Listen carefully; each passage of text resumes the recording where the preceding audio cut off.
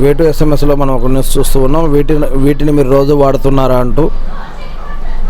Scrub చేయడం వల్ల చర్మంపై పేరుకున్న మృత కణాలు మలినాలు తొలగిపోతాయి. అయితే రోజు స్క్రబ్ చేయడం మంచిది కాదు. ఇలా చేస్తే చర్మం పొడిబారిపోయి నిర్జీవంగా మారుతుంది.